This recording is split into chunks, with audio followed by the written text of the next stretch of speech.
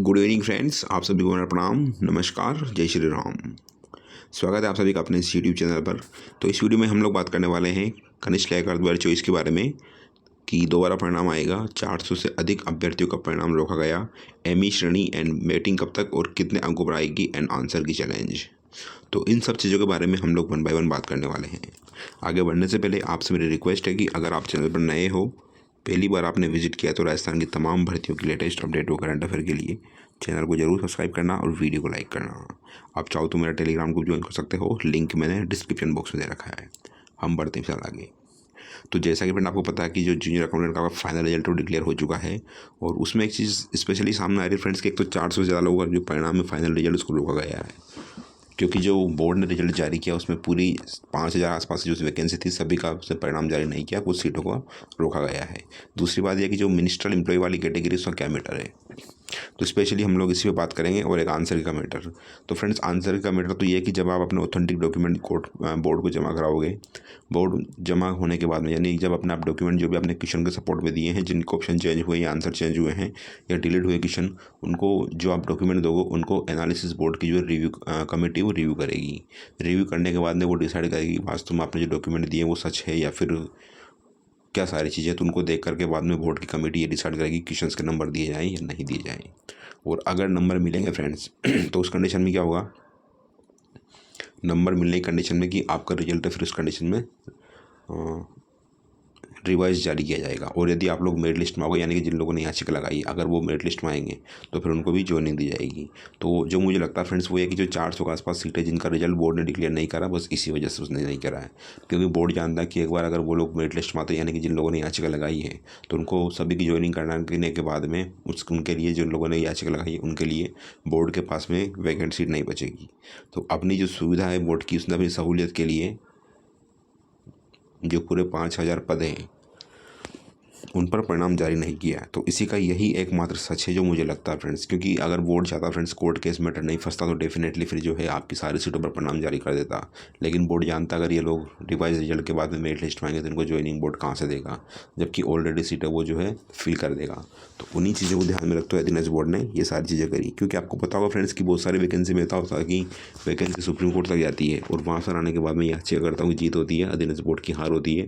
तो Athens board के पास में बहुत बड़ी समस्या आ जाती है कि जिन लोगों ने ज्वाइन कर लिया उनकी सेवा समाप्त करनी पड़ती है उनको। आप चाहो तो एग्जाम्पल के तौर पर जो पशुधन सहायक का परिणाम था लाइव स्टॉक असिस्टेंट का, उसमें बोर्ड को जो है 52 लोगों की सेवा समाप्त करनी पड़ी, जिनकी नौकरी को 1.5 साल हो गया था, उनकी सेवा समाप्त बोर्ड ने कर रखी है। तो इन सारी दुविधाओं से बचने के लिए बोर्ड ने क्या करा है कि जो टोटल वैकेंसी थी उन पर रिजल्ट पब्लिश बोर्ड ने नहीं किया है, बस यही एकमात्र वजह है। और इनका रिजल्ट तब तक नहीं आ पाएगा फ्रेंड्स जब तक जो आंसर की वाला मैटर कोर्ट में चल रहा है, जब तक इसका फाइनल जजमेंट नहीं आएगा। फाइनल जजमेंट का मतलब या तो वो लोग हारेंगे या जीतेंगे।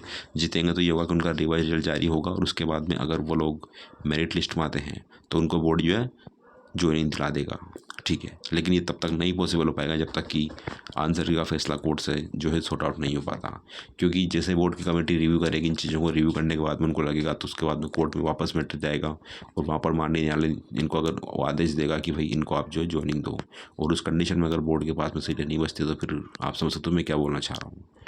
तो बहुत सारे लोग बोल रहे हैं कि क्या केवियट दायर कर सकते हैं क्या, तो बिल्कुल फ्रेंड्स आप जो हाई कोर्ट का सिंगल बेंच का फैसला उसके सपोर्ट में डीबी में केवियट दायर कर सकते हो। केवियट दायर करने पर ये होगा फ्रेंड्स कि आपको पता है कि रीट लेवल 2 में क्या हुआ था। रीट लेवल 2 में ये हुआ था कि जो सेकंड जो सिंगल बेंच थी वहाँ पर से याचिकाकर्ता को जीत मिल चुकी थी। उसके बाद मेंटेनेंस बोर्ड ने बहुत स्मार्टली गेम खेलते हुए जो सिंगल बेंच का फैसला था उसको डीबी में यानी कि खंडपीठ यानी कि डिवीजन बेंच में चैलेंज कर दिया और उसके बाद में सिंगल बेंच के फैसले पर स्टे लेकर आ गया। वापस सिंगल बेंच की जो भी चीज़ें थी जैसा भी था सिस्टम पूरा रिपीट हुआ डीबी में। हालांकि डीबी में भी याचिकाकर्ताओं की जीत हुई और रीट लेवल 2 के जल्दी ही आपको संशोधित परिणाम जारी होने को मिलेंगे, ठीक है। तो ऐसा भी बोर्ड कर सकता है कि तो जो लोग कमेंट कर रहे हैं कि यार याचिका रिव्यू पिटीशन क्या बोलते हैं सॉरी केवियट दायर करे नहीं करे, तो मुझे लगता है फ्रेंड्स कि क्योंकि आपने 99% जंग जीत ली है और उसके बाद में अगर एथिनस बोर्ड आपको क्वालिफाई करता है ज्वाइनिंग के लिए तो फिर आपको इसमें डिले होगा। तो आप बेस्ट है कि केवियट दायर कर सकते हो कोर्ट में, बिल्कुल केवियट आपका हक है, ठीक है। बात करते हैं केवियट दायर करने से क्या होगा, तो केवियट दायर करने से होगा फ्रेंड्स कि पहले आपका पक्ष कोर्ट सुनेगा, उसके बाद में एथिनस बोर्ड का पक्ष सुना जाएगा और उसके बाद में जो है कोर्ट फैसला देगा भाई स्टे दिए नहीं दिए। क्योंकि स्टे मिलने के बाद में आपको पता है फ्रेंड्स की क्या चीज़ें होती है, डीबी से अगर स्टे मिल गया सिंगल बेंच के ऑर्डर पर तो आप मान सकते हो कि आपकी ज्वाइनिंग जो है अगले साल मई जून तक होना मुश्किल है। तो जो भी लोग कमेंट कर रहे थे कि केवीट दायर कर सकते हैं, तो बिल्कुल आप केवीट दायर कर सकते हो। बात करते हैं वेटिंग की, तो वेटिंग की फ्रेंड्स ज़्यादा मुझे लगता है फ्रेंड्स कि 500 से ज़्यादा पदों पर आपको वेटिंग देखने को मिलेगी, और हर कैटेगरी में। स्पेशली मैं जनरल की बात करूँ तो 2 से 3 नंबर आपके कम हो सकते हैं, इससे ज़्यादा वेरिएशन आपको देखने को नहीं मिलेगा। फाइनल कट ऑफ जो वेटिंग की आएगी उसमें मुश्किल से 3 नंबर मैक्सिमम बता रहा हूँ। हालांकि 3 नंबर की भी संभावना थोड़ी कम है, लेकिन 3 नंबर के आसपास कम हो सकते हैं। बात करते हैं कि एमई कैटेगरी का क्या लफड़ा चल रहा है। तो एमई कैटेगरी में यह था फ्रेंड्स कि जब जिन लोगों ने सीईटी से मिनिस्ट्रियल एम्प्लॉय जो थी उनकी कैटेगरी, सीईटी एमई कैटेगरी से पास करी। एमई कैटेगरी से पास करने के बाद उन लोगों ने अकाउंटेंट एग्जाम दिया, और उसके बाद में वो लोग मेरिट टेस्ट में आ गए। तो दिक्कत ये है फ्रेंड्स कि जब उन लोगों ने सीईटी मिनिस्ट्रियल एम्प्लॉय कैटेगरी से पास करी थी, तो उनको भी ज्वाइनिंग भी मिनिस्ट्रियल एम्प्लॉय कैटेगरी मिलना चाहिए। कल आपने रिजल्ट देखा होगा फ्रेंड्स कि जब पहले रिजल्ट आया था उसमें मिनिस्ट्रियल एम्प्लॉय कैटेगरी जो कट ऑफ थी वो 590 के आसपास थी, लेकिन बाद में जब रिजल्ट आया तो उसमें 584 कर दी गई। इसका डिफरेंस मुझे समझ में नहीं आ रहा, या तो पहली वाली जो फाइल थी या रिजल्ट था वो फेक थी, या फिर उसमें कुछ करेक्शन किया था, आगे उन्होंने रिजल्ट दोबारा से अपलोड किया। ठीक है, तो मुझे लगता है फ्रेंड्स कि आपको साथ जो भी आपको लग रहा है, आपको बोर्ड को अपनी प्रॉब्लम बताना चाहिए, वही क्या सारी चीज़ें आपको लगता है तो ठीक है। बाकी जो भी होगा आपको पता फ्रेंड्स कि फाइनल रिजल्ट आपका आ चुका है, और जिनका सिलेक्शन नहीं हुआ फ्रेंड्स वो तो ये बोलना चाहूँगा कि आपको अब नेक्स्ट एग्ज़ाम की प्रिपरेशन करना चाहिए। जो हो चुका आज कल तक आप रेस में बने हुए थे कि आपका अकाउंटेंट बनना होगा या नहीं होगा, तो कल आपका फाइनल रिजल्ट आ चुका है, आपको नेक्स्ट एग्ज़ाम की प्रिपरेशन करना चाहिए। मैं बता दूँ फ्रेंड्स कि मैंने 2015 में पटवारी की वैकेंसी आई थी फरवरी में, उसका मैंने एग्ज़ाम दिया था, प्रीलिम्स और मेंस, उसमें 2 एग्ज़ाम थे, मैंने दोनों क्वालिफाई कर लिए थे। लेकिन उसमें ये कंडीशन थी कि जिनकी RSCIT प्री के पहले की उन्हीं को जो है नौकरी दी जाएगी, बाकी कुछ नहीं दी जाएगी।